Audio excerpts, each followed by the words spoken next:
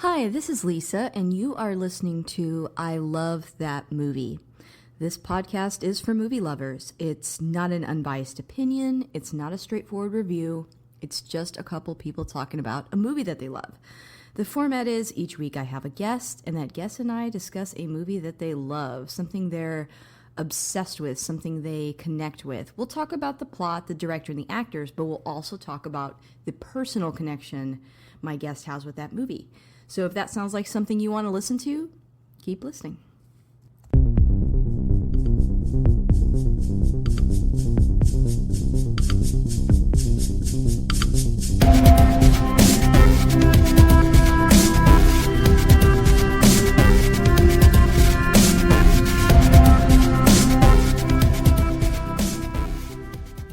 Hey, this is Lisa, and thank you so much for listening. If you want to catch up with me on X or Twitter, you can find me at ILTM Podcast. I'm also on Instagram at I Love That Movie Podcast, and we have a Patreon. Show's always free, but if you want to support on there, you can. That's at patreon.com/I Love That Movie. And if you like what you hear today, please rate the show so that new listeners can find us. I have a returning voice on the pod. I have Sam. Say hi, Sam. Hello, everyone. Hello and welcome back. So Sam and I are friends on and off the pod, but also she's been on a couple of times. But if you haven't heard one of Sam's episodes, Sam, why don't you introduce yourself just a little bit? Yeah, I've done a few episodes. I started with Rio Bravo, which is, of course, one of my favorite movies, hence I love that movie. I know we also talked about the Rocky Horror Picture Show. I know Sarah Ragsdale and I have done a joint one where we talked about Tu Wong Fu. Thanks for everything, Julie Newmar. So, I love being a return guest. I love that you have me on the show, and I'm excited to share my thoughts and ideas and opinions about this movie. Yes, and it almost surprises me it took this long for you and I to discuss this movie, just knowing what a big fan you are. But go ahead and reveal what movie did you choose to talk about today? Today we are talking about The Lord of the Rings, The Two Towers. Yes. Sam reached out to me and asked if we could, do Lord of the Rings. I was like, absolutely, but we have already done Fellowship of the Ring. And this many years in, we haven't done a repeat episode, which I think eventually I'm going to have to change that rule. But anyway, you happen to say that the second one's actually your favorite, so it kind of worked out. It is my favorite. It's the one, in my opinion, that is closest to the source material. It's closest to the book material. Also, I think it's such a great segue between, the first one where we have so much setting up of the story, setting up of the lore, so much exposition of characters and where we're going and the journey, and then the final one where we wrap everything up, that we get to kind of see all the different journeys converge back together. So I actually really love the second one and all the different paths that it takes us on, because everyone is split in the second one, but everything is so important to how the story ends up in the third one. Yeah, well said. With that, we are going to talk spoilers. So if you haven't read the second book, or you haven't seen, it's okay, or you haven't seen this movie, you might want to pause here. I don't think that's a huge spoiler that people get split up, but I think that's okay. But if you don't want to hear anything else, you might want to pause here. If you're still with us, I'm going to read a quick synopsis on the movie, and I will just fully admit that I got this from IMDb. So this is a couple sentences, and then we're going to dive in. So, Lord of the Rings, The Two Towers. While Frodo and Sam edge closer to Mordor with the help of the shifty Gollum, the divided Fellowship makes a stand against Sauron's new ally, Saruman, and his hordes of Isengard. So see, the split was right there. I don't consider it too much of a spoiler. But when thinking about this particular movie, you talked about it being your favorite. When did you first see this movie? I saw this movie when it first came out. I've been a fan of Lord of the Rings since I was little. I was introduced to The Hobbit and the books when I was younger. And when the first movie came out, I remember me and quite a few friends from high school, we all went to the midnight showing. Everyone had to get midnight tickets. And we didn't know that it was going to be such a hit that Lord of the Rings is still 20 plus years later a huge massive hit. So we just decided to show up at the movie theater, at midnight, and we were hooked. We went back 2 or 3 times to see Fellowship, and then when the second one was coming out, we did the same thing. We bought the midnight tickets. We all rolled down to the movie theater in Shreveport, and we all just sat there for 3 hours, like just the whole night. And we went back probably 4 or 5 times to go see the second one, The Two Towers. So I've been a fan of this movie since pretty much the midnight premiere from day one. Nice. Yeah, I'm kind of right there with you. I think I don't know if it's required reading anymore, but when I was a kid, definitely The Hobbit was like Mhm. something I read in school and absolutely loved. I remember watching like the cartoon, and when these movies were coming out, me and my friends were actively paying attention to any updates around it.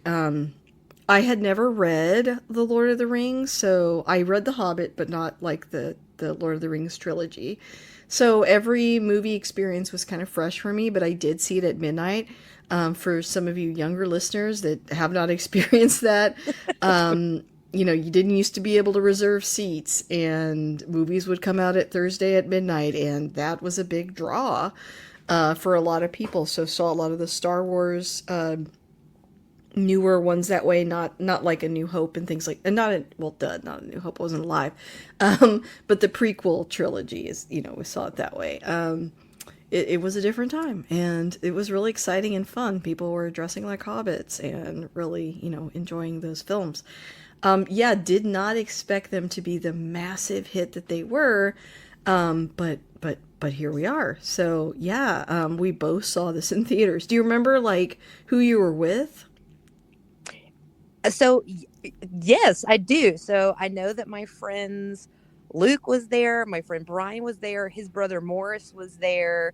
Um, oh, there was 3 or 4 other people. For some reason, I can't bring them up, but I do remember us going again the next day. And while we were standing in line, Luke's mother and father were there, and we kind of had to be quiet that we were there the night before because they didn't know we had been there.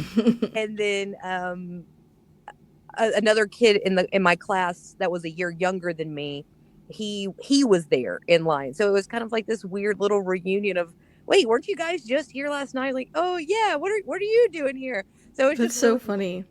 like the little things that you remember 26 years later from when these movies came out, or 25 years later, is just, it's so funny because I remember the look on Luke's face when his parents walked in, like, don't say anything.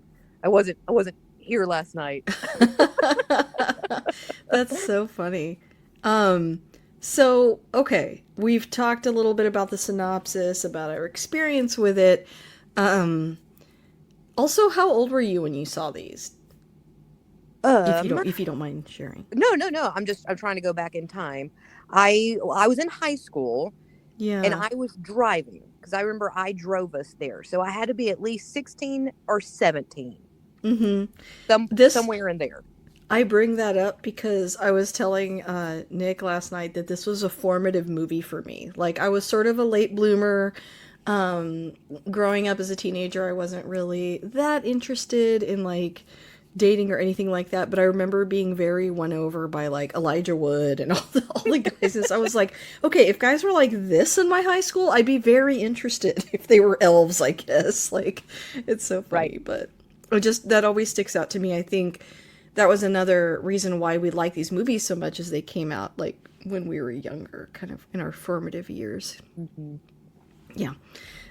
So anywho, I usually share a couple of quick facts, and I only really had one. But I know there's got to be thousands of facts about these movies. So if you have a better one, please share. But one that I thought was interesting was that Andy Serkis drank bottles of something he called Gollum juice, and that had honey, lemon, and ginger to keep his throat lubricated because of the intense vocal performance.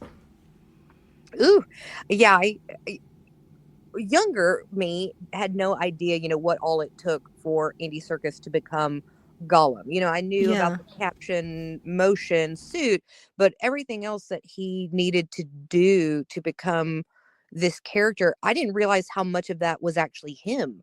I thought even more of that was CGI. Like, I didn't know that split voice of Gollum and Smeagol was actually him. I thought it was maybe him run through a generator or CGI, or he'd all just pre-recorded. So knowing that now, it is even more of an impressive performance from Andy Serkis on the role of Gollum. That's so interesting to think about, Sam, because it does seem like nowadays they would be very tempted to use like AI or something. I Hmm. know, like, I just saw that movie, The Brutalist, and Adrian Brody and the other actors didn't speak like Hungarian right, and so I think they altered it with AI to make them sound like a little bit more legit. And it does kind of change your opinion of the performance a little bit. Like, you can't help but feel like, oh, well, you didn't really, that wasn't really you in some ways. It's kind of interesting to think about. But I had read also that Andy Serkis was supposed to only be the voice. But when Peter Jackson saw his performance and like how animated he was, that's why they chose to also keep him as the motion capture. And he's gone on to do that quite a bit in his career. Hmm. Yeah. Yeah, I think Smeagol or Gollum really kind of jump started him in that motion capture, because he went on to do that in the Planet of the Apes movies. There Mm-hmm. was another movie that he specifically was in motion capture for. It's not coming to mind, but I mean, way to make a career out of something, because he's so good at it. I mean, Mm-hmm. might as well just let him do it. It's Yeah. perfect. Agreed.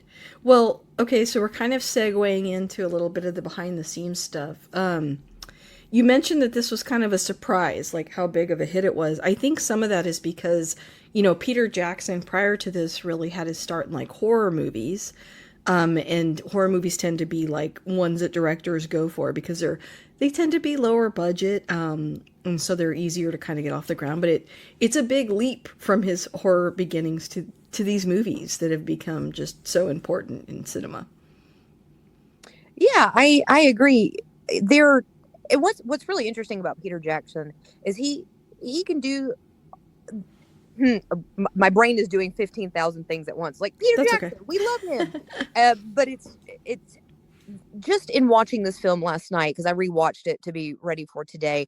There's so many different things and elements that he brings forward with that horror background, because it almost feels like dark academia before we had the term dark academia, if that A if hundred that makes percent. sense.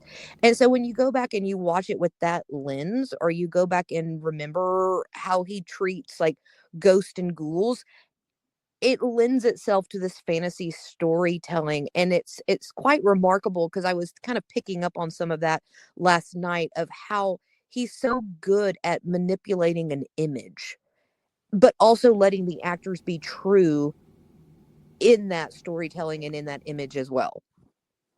Yeah, I was thinking, so during COVID, when me and my husband were stuck at home, we didn't have anything to do. We were rewatching like the Lord of the Rings. We rewatched like a lot of the start, like anything that would make us happier. We were rewatching, and we Sure. also rewatched like Harry Potter. And I think it really sunk into me. And this is probably a very obvious parallel, but like this is before the Harry Potter movies, and I mean, clearly they borrowed a lot of like imagery from Mhm. it. And I would even say J.K. Rowling borrowed a lot of story elements from Lord of the Rings. It's like very similar in a lot of ways. But you're right, like prior to these movies, a lot of that aesthetic kind of didn't really exist. And Peter Jackson sort of crafted this universe that really went on to be pretty influential in film. Yeah, I agree. I also love that Peter Jackson is a man who loves men in suits and not rely 100% on CG. Now, I will Yeah.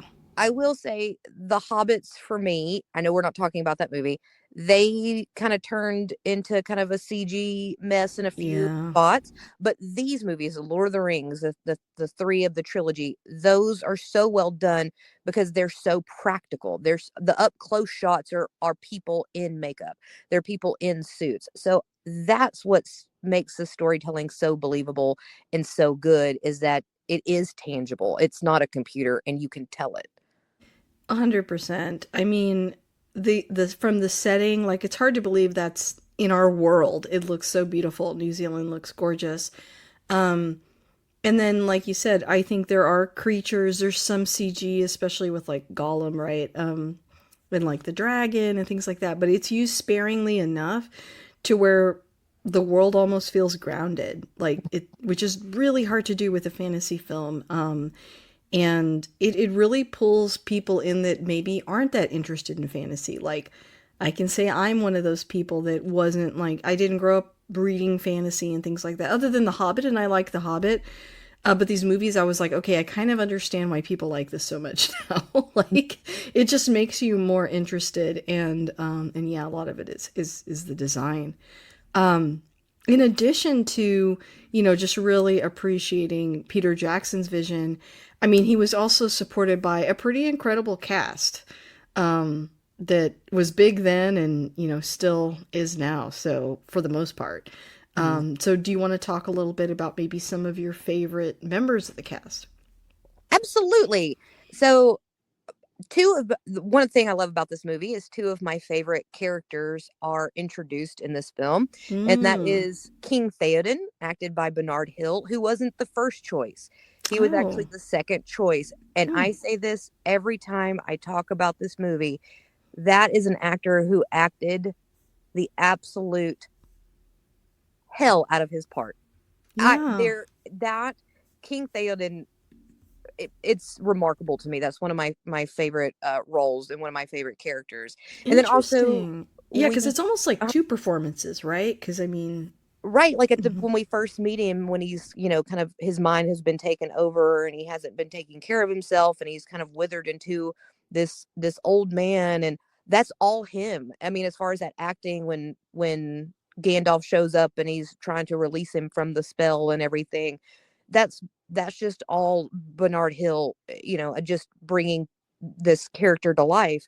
And I'm so shocked by it every time I watch it of why why was this not a higher note for everyone? Like, why was this not like the performance that everyone is talking about? I mean, no one had a misstep, but it's just one of those like, man, King Theoden, that's it.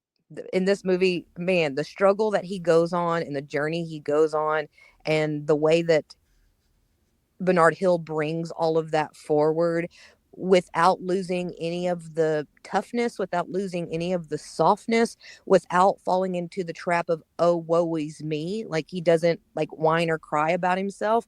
He just finds himself in a very difficult position and he Mm, doesn't know how to get out of it. And he makes a few mistakes, but he doesn't linger on those mistakes either. He said, he moves forward. And I just love King Theoden. And another one that we meet, and another one of my favorites, is Faramir. mm. We like to call him Baby Brother, which also that was not the first choice either. Orlando Bloom, who ended up as Legolas, Wow. actually auditioned for Faramir. Interesting. And Faramir is he the elf? Faramir is the younger brother to Boromir, so Oh, he's okay, okay. I he's the do. Okay. yeah, he's going to be the next steward of Gondor. So he's Right. Lord Okay. Denethor's youngest son. Sorry, I get confused with some of the names because I'm not quite as well versed as you. So I appreciate your help. What else? What are some of the other actors that you enjoy in this one? John Rhys Davies. He Oh played both yeah. Gimli and Treebeard, and Gimli is probably my favorite character. Aw. I know I just went on this whole like long rant about King Theoden, but overall, in all three of them, it's Gimli. He just Oh. brings so much joy to the films, and he's silly and ridiculous, but the heart of everything. So John Rhys Davies is just perfection. for me. And then he's also the voice of Treebeard, Hmm. and you kind of go back and rewatch it, and it just brings a smile to your face. In the books, my favorite character is Treebeard. Oh, really? Treebeard's my Oh, favorite in the books. that's so cute. I think for me, just being I guess a normie, LOTR fan, in the first one especially, really liked, honestly, Frodo. I thought Elijah Wood was such an incredible casting choice because I don't feel like you see a lot of like male representation that is kind of like that character of Frodo. I don't know, he's just like very gentle and kind, and I don't know. I liked that. But I liked all the hobbits like a lot. I really like the actors that play Pippin and Merry. Can I ask you like a hobbit question really quick? Sure. Okay, why does Gandalf dislike Pippin so much? He like hates him. Like Nick and I were talking about, we are like, he's so mean to him. He's Like, what so did he mean. do? I think Pippin is just a mischief maker, Just annoying. Yeah. I think that I don't think there's an exact, why does does Gandalf hate Pippin? But I just think Pippin's always he's the one who catches the short end of the stick, right? If Yeah. he's never going to be mad at Frodo and Sam, never. True. Like they're the golden children. They're never going to do anything wrong. They're perfect. And then Mary is still innocent just enough that all eyes go to Pippin. Okay, that's a good assessment. And Thank you. so I'll take that back to and report back on that. yeah, I feel like poor Pippin is like the redheaded stepchild. Like Mm, he doesn't stand a chance. And so, easy you know, pickings. Yeah. yeah, yeah, Okay. easy pickings. Okay, so I like, Billy Boyd, like I said before, and the actor that plays Mary, Dominic Monaghan, is that how you say his Yeah. name? And then really, really love Sean Astin's performance as Sam. I just love Oh, Sam. so good. I think honestly, okay, so earlier you were saying, well, it's hard to pick a favorite. It really is hard to pick a favorite character because I like them all so much. But I just think that he's so wholesome. He's such a good friend. I don't know. It's probably one of the best representations also of friendship that you Hmm. see in a lot of movies like this. Because usually there's like a lot of focus on like a romance, and they kind of weaved that into this one a little bit more. But I just love their friendship. And then, of course, Legolas, love Legolas, Hmm. and I like Orlando Bloom as Legolas, and then also liked Gimli too. So, and then we can't forget Gandalf. Obviously, is Sure. like one of the best characters too. So, Mhm. anyways, that's like kind of my quick rundown. Is there anybody that we haven't mentioned yet that you wanted to talk about in the cast? I mean, there's always Strider slash Aragon. I mean, Oh Aragon, yeah. as Hugo Weaving brings him to life. Not Hmm. Hugo Weaving. That's You mean Viggo that's Mortensen? Elrond. Yes, Viggo Okay. Mortensen. Thank Hmm. you. I'll get the right actor eventually. But his Again, it's all the names. There's a lot of right, names. right. They're in there somewhere. Yeah. They're somewhere in this movie.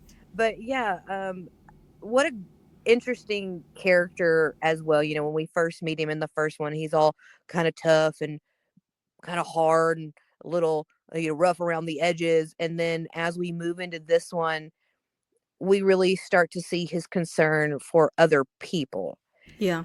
They start the journey to find Merry and Pippin because they'd been kidnapped, and then he ends up in um, Rohan with King Theoden, and you really see the love that he has for those people. He doesn't even belong to them. He's a man of Gondor, but even he's willing to fight for Rohan. He's willing to fight for these people, and just kind of the journey he goes on of who he is and how he ends up. I'm not going to go too far into it because spoilers, but just who he gets so much more character development in this one that he Yeah. really gets to kind of show off the character and not so much of the exposition, and we get to see softer sides of him. We get to see more backstory of him and how he got to this point.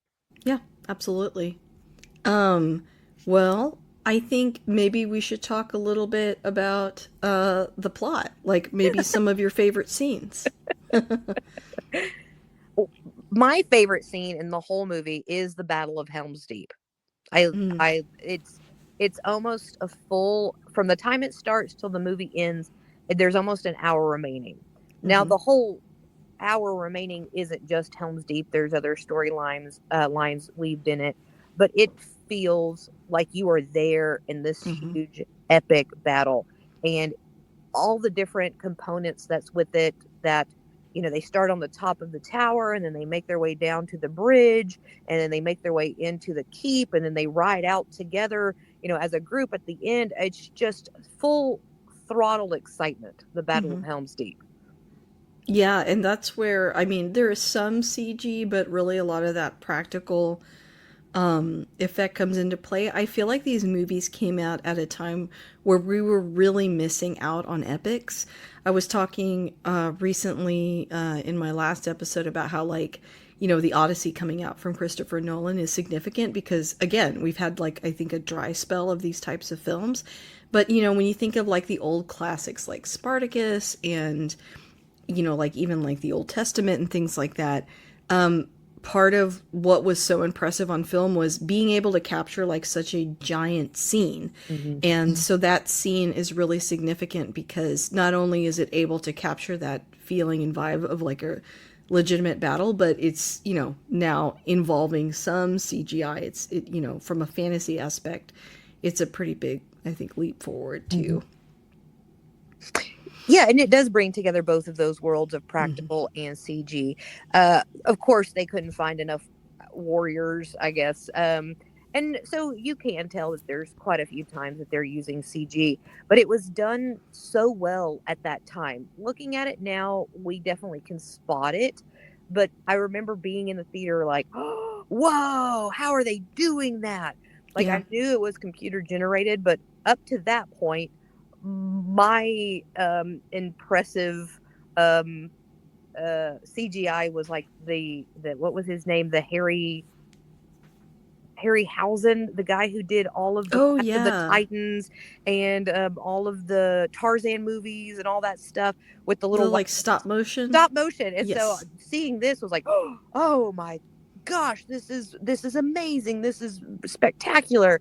And then now, of course, as we've advanced, yeah, sure, we can tell, but even still, the up close shots of that are still the people like made up to look like orcs or made up to look Hmm. like elves, or Gimli dressed up like an actual dwarf. So you feel it. You Yeah, feel I like think it's it more real. ages well. Yeah. Yes, definitely. Yeah. What's another scene that you really like? Maybe a second favorite. Let's see.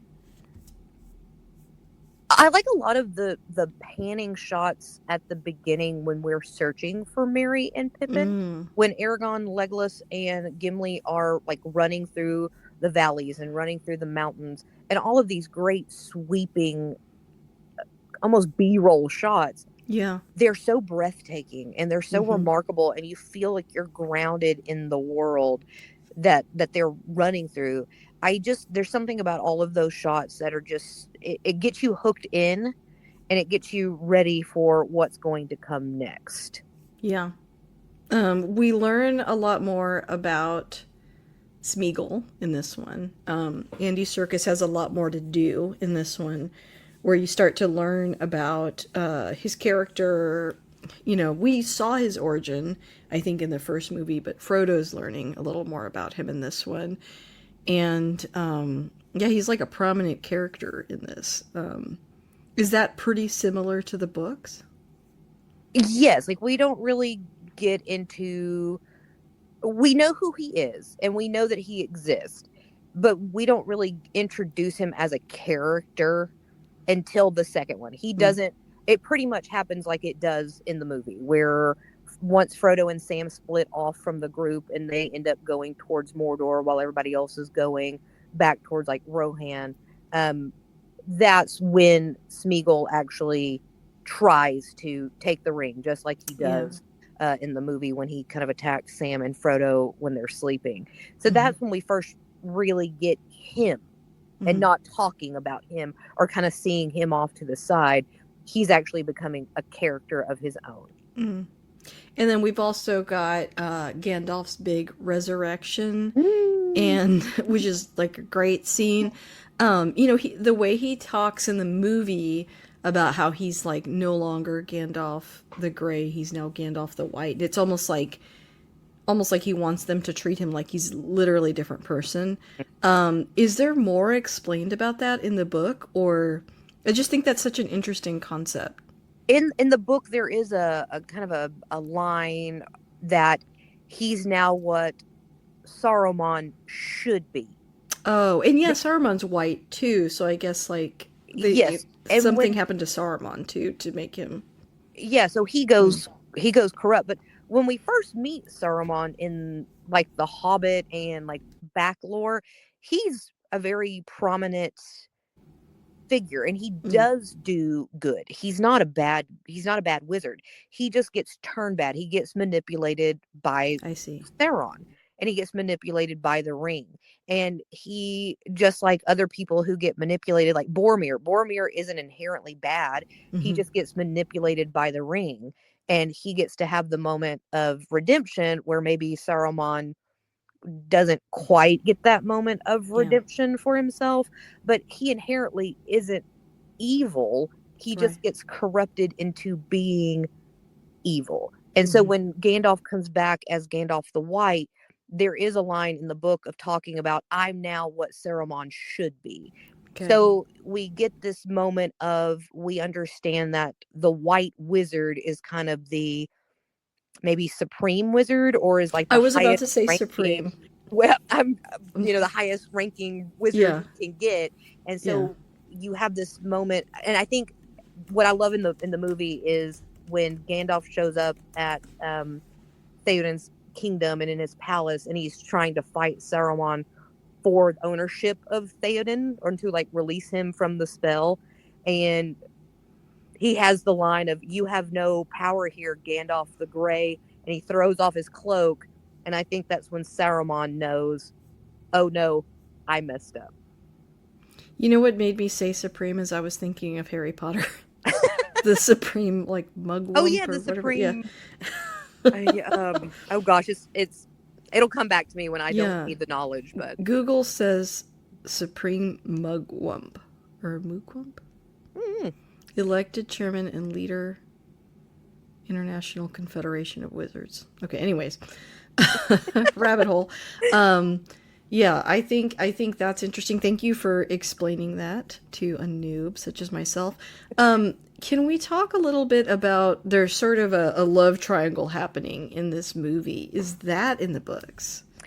no, no, That no. was really more because I think they recognize in 2002 like there's just not a lot of female characters, and so it Yeah. seems like they I think in a modern telling of this though they probably wouldn't make it so centered on a love story, because to me like I like the female characters but I almost wish they had their own arcs. It seems like they're very tied to Aragorn's, but it was 2002 so I get it. Well, I will say that Eowyn, the girl of Rohan, played by Miranda Otto, she was fantastic.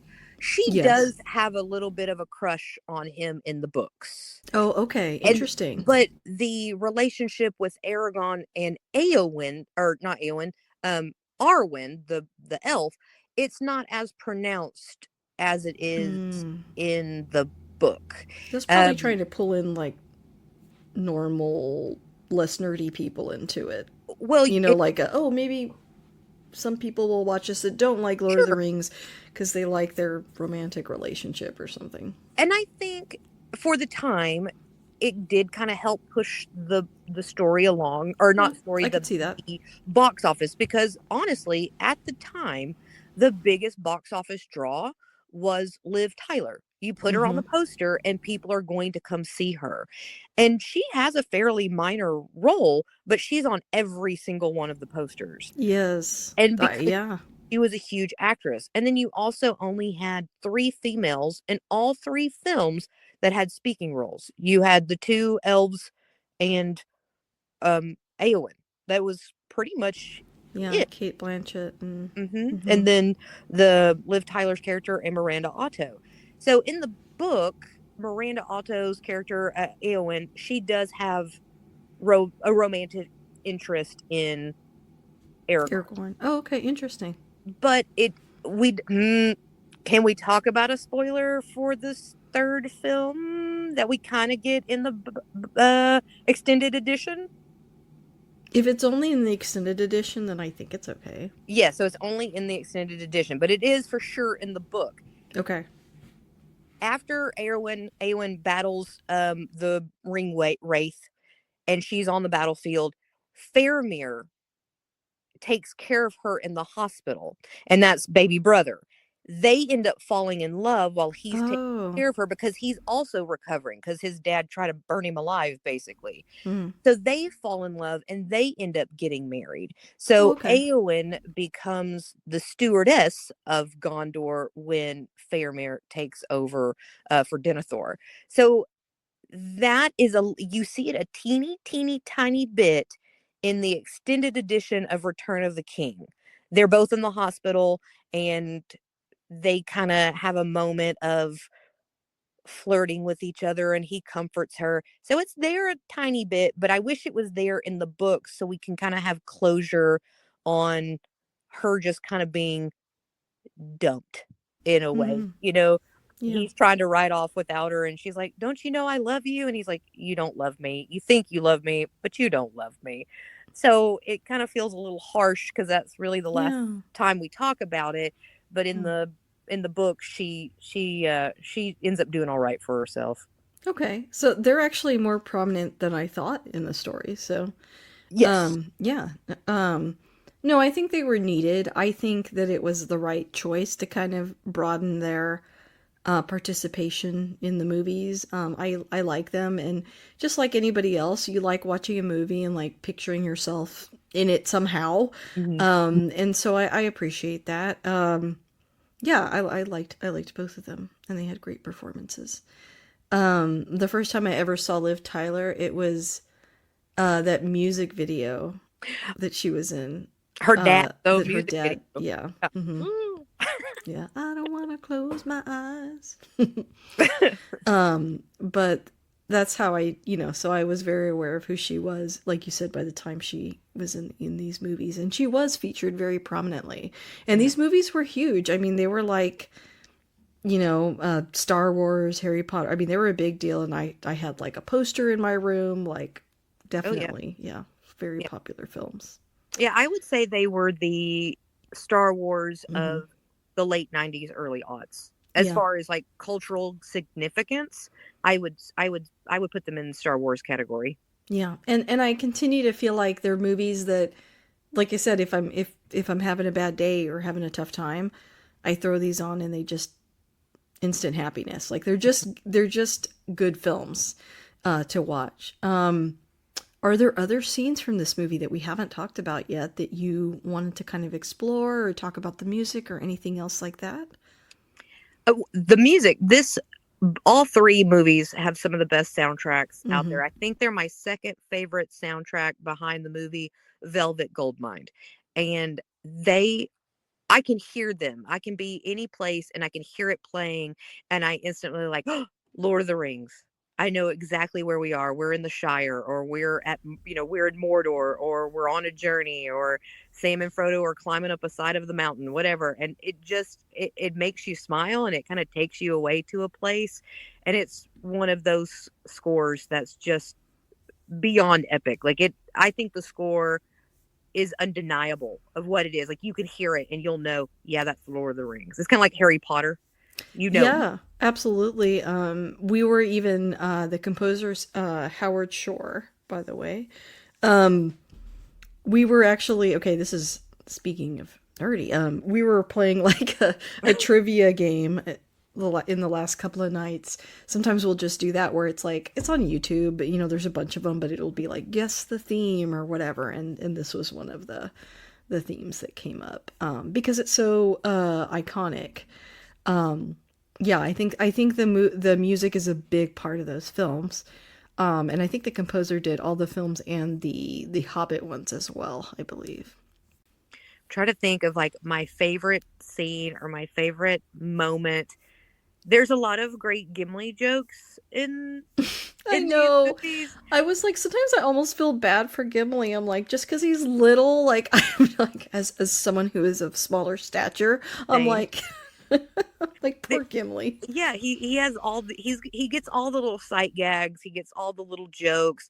One of my favorite jokes in the film is they're all standing on the outside turret, I guess, of Helm's Deep, and the orcs are marching towards them, and it's dark and it's raining, and Aragorn comes up behind Gimli and Legolas, and Gimli just kind of throws it away. He goes, "Lad, the luck you live by, I hope it lasts the night." And then there's a huge lightning strike and it lights up all the orcs, and you can see there's thousands of them. And Legolas's eyes get huge. He goes, "Your friends are with you, Aragorn." And Gimli, without missing a beat, is like, "Let's hope they last the night." And it's just a perfect joke, and it lands, and it still makes me laugh. Like every time I watch it, I'm like, there it is. That just, we need a little bit of levity before we get into, Yeah. the this huge epic battle. And Gimli does that. He gets to bring those moments when things are getting intense, and one moment they're in the kingdom of Rohan, and the Théoden's palace, and they're getting pretty serious, and then all of a sudden Gimli lets out a really good little belly belch, and it kind of helps alleviate all the tension that's going on in the scene.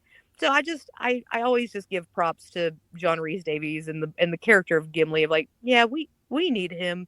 We need a little bit more dwarves in our lives. Yeah. You have like a little Gimli like keychain, don't you? I Is he on your do. keychain? Yeah. Yeah, I've got a little Gimli keychain. He's about that big versus like Oh. that big Lego regular Lego people. They actually made him little. Oh, they made him a little smaller. That's so cute. They did. They made him little. Yeah, and speaking of Legos, Nick was saying there's like a pretty significant Lego set that's about to come out having to do with Lord of the Rings. He got the Enterprise, and he's like, this is like our friend Josh that you met. He's like, this would be Josh's Enterprise. He probably wants, this particular set. So Yes. be on the lookout for that. I'm sure it'll be hundreds of dollars. Hundreds, yeah, hundreds. Sure. But yeah, that's really cool. Well, what else? Anything else? Oh, what fun facts, what things, what all do I need to talk about? I mean, would you like a 3 hour long reenactment? Yes. I'm trying to think of like best moments. There's a moment, I'm going back to a Gimli moment because Hmm. I can't help myself, and it's That's just okay. one of those. I caught it last night, and it just stuck out. They're looking for Merry and Pippin, and they're not sure where they've gone. They've been with the orcs, and they followed the tracks into the forest. And what we've learned of Gimli up to this point is that he's real, like, tough, and he's mean, and he doesn't want anyone to see his soft side. And he's a warrior, and you need to remember that. And he even tells the hobbits, like, don't listen to anything they're saying, hobbits. I'm a mean old dwarf. And there's a moment, and it's the first time we really kind of see Gimli take a step back. They're in the forest, and he says the air's so close in here, and he's getting uncomfortable, and the trees start making noises at each other. And Legolas and Aragorn are talking to each other, and they kind of realize they might be in danger. And Gimli's pulled out his axe, and he's got his axe ready because he thinks he's, might be attacked. And Legolas and Aragorn both turn to him and say, "Gimli, put your axe down." And there's a moment, and it happens for just a second, that Gimli, like, he's scared, and then he realizes that he's the problem, and he lowers his axe, and then he has this like look of like, "It's okay, I'm not going to hurt you." Like he's talking to the trees. And Aw. it's this really, it's a split second moment, but just knowing of, where we get to go with Gimli becoming a little bit softer, becoming the comedic voice in the films, the friendship he develops with Legolas that we really see in this movie and in the third one.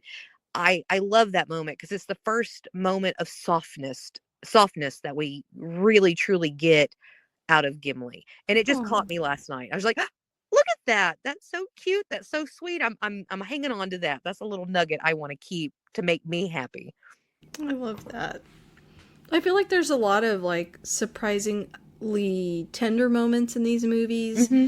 And I think that, again, like I kind of talked about this a little bit at the top with Elijah Wood, but like the portrayal of like friendship and like male camaraderie. I feel like that's why there's so many female fans, because I think or female presenting or identifying, because I think it really shows like people's whole personality in a way that, like, I think a lot of times in an action adventure story you don't always get to see like multiple sides of people the way that you do in these movies with these characters.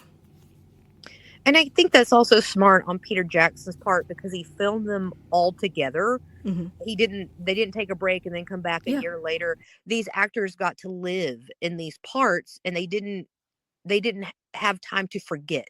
They didn't have time to go back and like, wait, what were we talking about? What was this scene about? So they lived in it. They stayed in it. And I think that that also makes a huge difference of the storytelling with the actors as well, is these actors get to go on the journey day by day on set and not have to, okay guys, we'll film the trilogy in 3 years.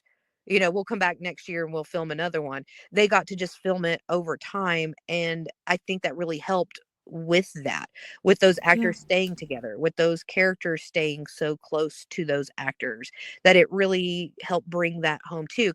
Because I think the hobbits are so soft as a race. They're in the Shire, but to see even the hard people be soft, the dwarves be soft, to see the elves, the moment that the elves show up at Helm's Deep to help, that great little speech that Haldir has of like, we are proud to fight alongside men once more.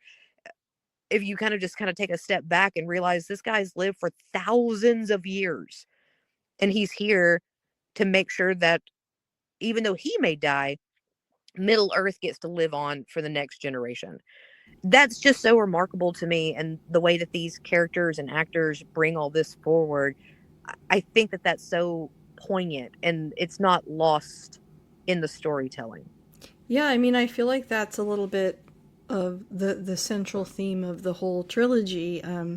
There's that part where I think it's in the first one where Gandalf basically says, like, I mean, he's like this really powerful wizard, and he goes on to be, the really, really powerful wizard. But he can't hold the ring. It has to be Frodo. And that's because of his heart, his innocence, his kindness. And so I feel like that's the central theme of all these three movies, is like, despite, there's all these characters that are like maybe the best warriors or whatever, but it's really like the heart and the softness that the hobbits have that ultimately defeats, the bad guys. And like, that's really cool, but he doesn't do it alone. And that's another thing I like about these stories, is like, he's got this whole support system with his friends, and I just think that's so wholesome. And I don't know, I think stories like that hit better for me than when it's just like one person against the world. Yeah. And I think that that's what Tolkien had imagined, is Mm. this whole story is about camaraderie and about friendship, but about not going on the journey alone. Frodo's never alone. Sam's always with him. The other hobbits are with him. The Fellowship, when they first start out, he couldn't do it by himself. Mm-hmm. He couldn't. Yeah. So that's why all of these other characters have to come along, because they all need each other. And I think that's why this story works so well. Is it really is a story of, you can't do it alone, but you can do it together. Yeah, and I mean, we haven't talked about Tolkien a whole lot, but obviously he wrote these books, and I think it was a lot from his experience in the war, right? Isn't that kind of, so that's why you have this camaraderie among men specifically, Mm-hmm. and just wow, what an interesting, thoughtful, warm thing to come out of something so ugly. Like, that's really cool. Yeah, that he could take his experience and create something like this, which to me would be the opposite of what an experience like that would be. Right, like all that trauma, but he Mhm. found something so kind and engaging about it. You did say this is your favorite. What about this particular part of the story makes it your favorite out of the three? I think it's meeting all of the characters we haven't fully met yet. So Hmm. in the first film, we alluded to Gollum, like we knew he was there. You know, he followed them into the mines. We knew that Bilbo had gotten the ring from Gollum. We knew he was kind of watching, but we don't really get him in as a character until this film. And he's so pivotal in this trilogy. Again, for those that may not have made it to the end, you need to watch Return of the King because Gollum is a very important character that takes us on this journey. So we get to really meet him and know him and get to know how he thinks and feels and operates. And we get to meet all of the kingdom of Rohan, which Hmm. also brings us on a journey into Gondor and the journey to save Middle Earth because it doesn't end in Rohan. We have to then go to Gondor and we have to go to Mordor and we have to keep going. And these characters don't just say, "Well, we won our battle." Tough. They continue. They help fight for all of Middle Earth. So we're meeting the characters that are invested in not only themselves, they're invested in the future of what's going to happen to everyone. And I think that that's what this film is so important for me is it's what's going to come in the next one is we have everything ready. We know who the warriors are going to be. We know who the troublemakers are going to be. We know what obstacles we are going to come up against because this movie lays all the groundwork that kind of tells you who's here to be helpful and who's not. What Yeah. what are we going to do about those last few scragglers that are standing in the way? Like, what are we going to do about Grima? What are we going to do about Saruman? What are we going to do about Sauron? So we know who these characters are, but we don't quite know how we're going to defeat them, but we know who we have on our side now. We know we have King Theoden. We know we have Amir. We know we have the elves. So it's interesting to know who the players are, but how is it going to play out? Yeah, I would say this movie kind of follows a trend in a lot of sequels, especially when it's part of a trilogy, of like the second one kind of being a little bit darker Hmm. than the first one, and then the third one's like the okay, everything's gonna be okay in the end. I guess spoiler, but um, well, that kind of brings me, I think, to my last couple of questions for you. Then, Okay. number one, if you had to sum up the movie, like why you keep returning back to it, and we've kind of talked about why it's your favorite of the trilogy, but what about it as a film, I guess, keeps you just coming back to watch it? I really love the pacing of this film. And I think it's because we all are split up. We meet, we know what Gollum and Frodo and Sam are doing. They're off on their own journey. We're seeing what Legolas, Gimli, and Aragorn are doing. They're on their own journey. And then we get them meet up with what's going on in Helm's Deep. And then the elves are having an existential crisis. They're trying to leave and go off to the Grey Havens. Are they staying? Are they going? Are they fighting? Are they fleeing? What's going on with the elves? You also have Faramir's story with the burning of Asciliath and Gondor and what's happening with them when we cross paths with Frodo and Sam. We get a little bit of that story of we know Gondor has a bigger story to tell. So all of these different journeys are happening. Oh, and Merry and Pippin and Treebeard. I mean, how could I forget about them?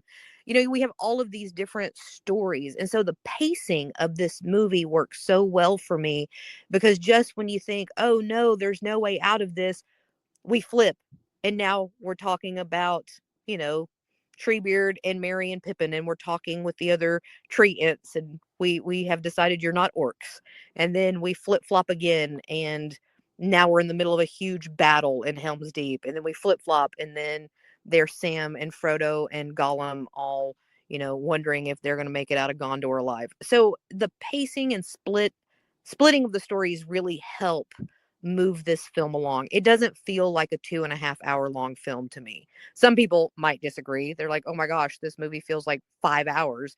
To me, it feels shorter because it just moves so quickly and you stay so invested in each one of the stories. Well said. If you had to pitch this to someone, how would you pitch it? Which is kind of funny because we're talking about the second one, but Yeah. how Oh would you pitch it? gosh. Um uh oh, okay. That is an amazing story. I'm going to say, do you like a lot of stories? Do you like a lot of loose ends?